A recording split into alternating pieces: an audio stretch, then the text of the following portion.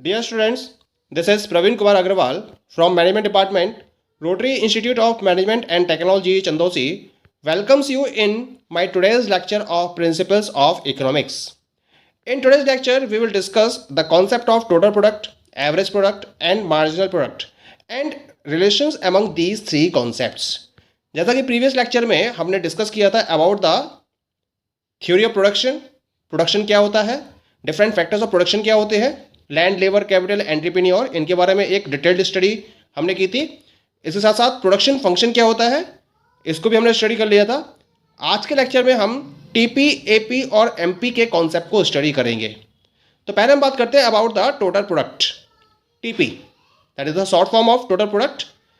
The total quantity of goods produced by a firm during a specified period of time is called its total product। यानी कि एक particular period of time पर या एक specified period of time पर एक firm के द्वारा जितनी भी क्वांटिटी ऑफ गुड्स को प्रोड्यूस किया जाता है वो उसका टोटल प्रोडक्ट के नाम से जानी जाती है। जनरली क्या होता है, जैसे जैसे हम quantity of factor of production को इंक्रीज करते चले जाते हैं वैसे वैसे जो टोटल प्रोडक्ट है वो भी इंक्रीज होता चला जाता है। लेकिन जो रेट ऑफ इंक्रीमेंट होता है वो वेरी करता है डिफरेंट लेवल ऑफ एम्प्लॉयमेंट पर, क्योंकि हमने पीछे भी स्टडी किया था आउटपुट जो डिपेंड करता है, यानी कि जो टोटल प्रोडक्ट डिपेंड करता है वो इनपुट्स की क्वांटिटी पर डिपेंड करता है, क्योंकि output is the function of land, labour, capital and entrepreneur. तो जैसे जैसे हम लैंड या लेबर, जैसे हम लेबर और कैपिटल की क्वांटिटी को इंक्रीज करते चले जाएंगे, क्या होगा, हमारा जो टोटल प्रोडक्ट है वो भी लगातार इंक्रीज होता चला जाएगा। लेकिन इस पर्टिकुलर इंक्रीमेंट में वेरिएशन हो सकता है ये इंक्रीजिंग रेट से इंक्रीज हो सकता है ये डिक्रीजिंग रेट से इंक्रीज हो, या हो सकता है ये कांस्टेंट रेट से इंक्रीज हो। तो दिस वेरिएशन इज पॉसिबल। अब ये वेरिएशन कैसे होगा, इसको हम जब रिलेशंस को स्टडी करेंगे तब हम इसको प्रॉपर्ली और डिफाइन करेंगे। या सिंगल एक डेफिनेशन और है इसकी, total product can be defined as the summation of the marginal product. यानी कि जितनी भी इंडिविजुअल यूनिट से मिलने वाला प्रोडक्ट है अगर उनका मैं टोटल सम कर दूं तो मुझे जो वैल्यू मिलेगी उसको मैं टोटल प्रोडक्ट का नाम देता हूं। Okay, the second concept is of average product और it is known as productivity और in short AP. What is average product?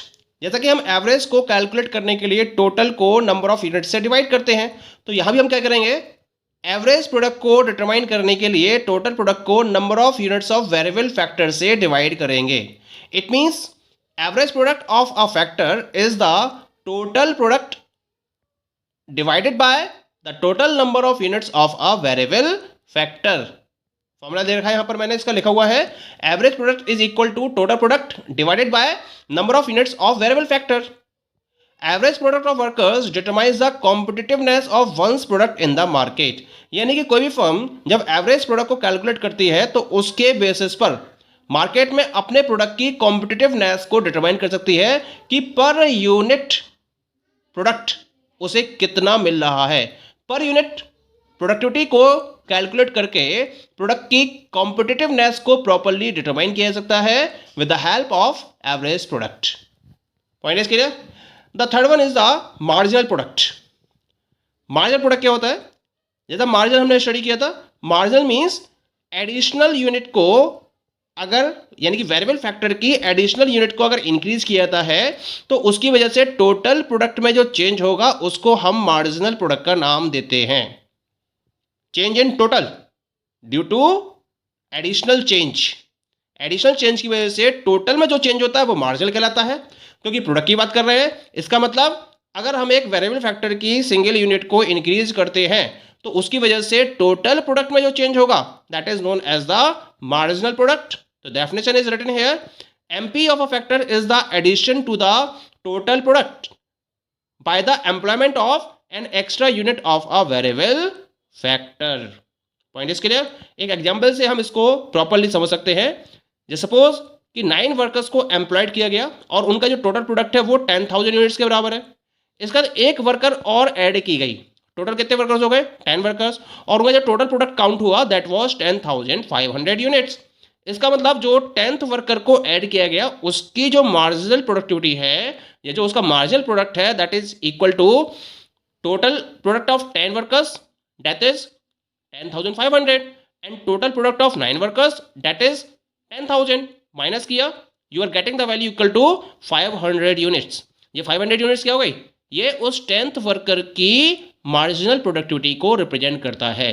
इसका मतलब इसका फॉर्मूला क्या होगा, the formula will be MP of nth unit is equal to TP of nth unit minus TP of n minus 1th unit.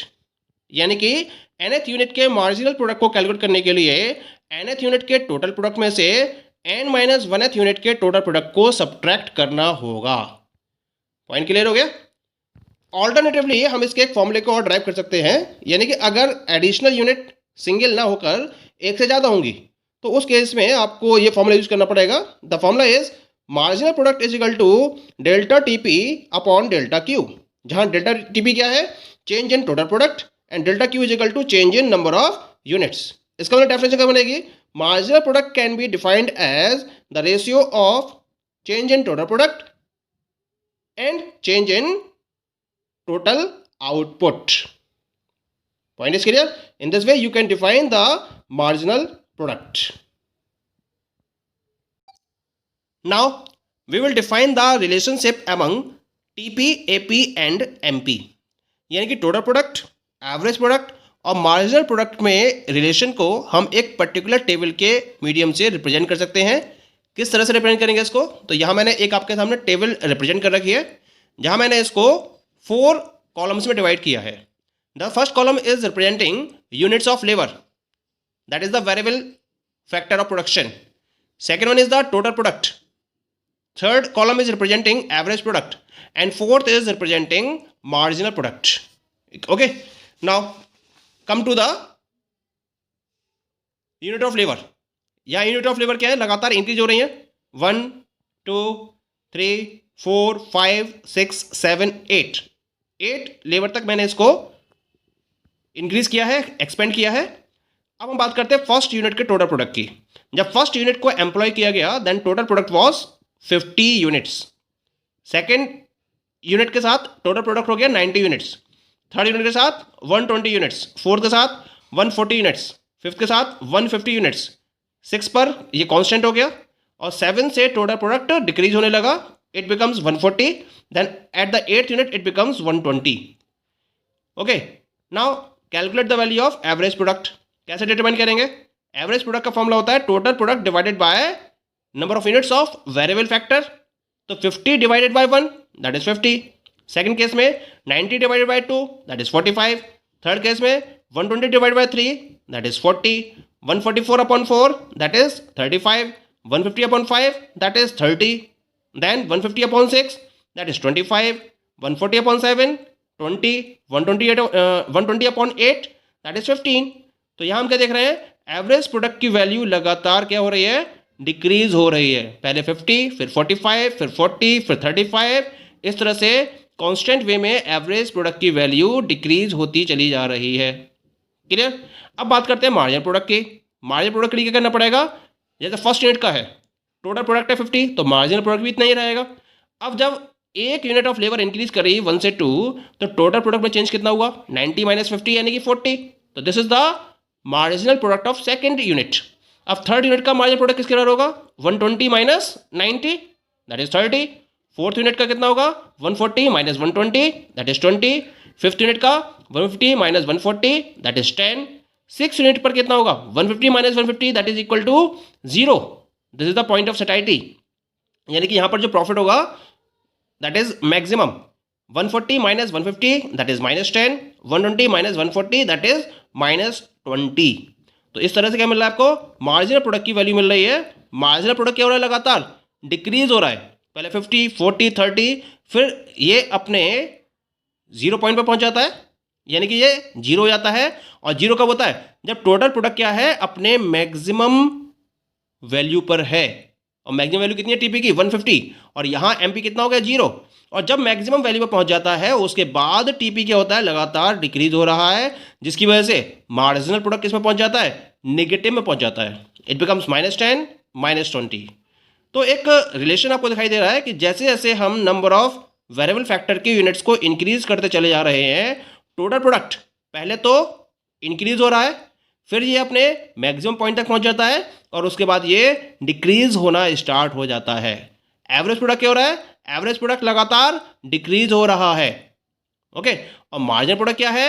ये decrease हो रहा है, फिर ये जीरो हो जाता है और उसके बाद ये नेगेटिव में चला जाता है। अब अगर हम टीपी और अगर एपी और एमपी को कंपेयर करें तो जो एपी का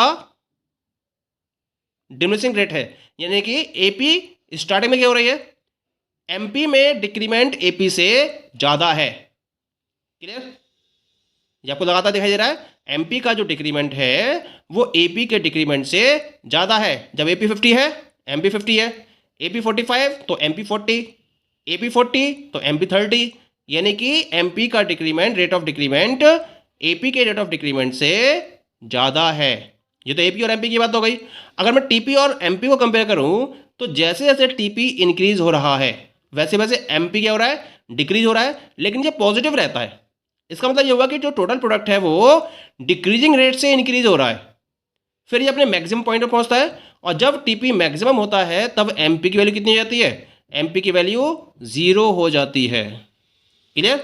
यानी कि MP is 0 at the maximum of TP. और इसके बाद क्या होता है, जब टीपी की वैल्यू लगातार डिक्रीज हो रही है 150 से 140 फिर 120, तो जो मार्जिनल प्रोडक्ट है उसकी वैल्यू क्या हो गई?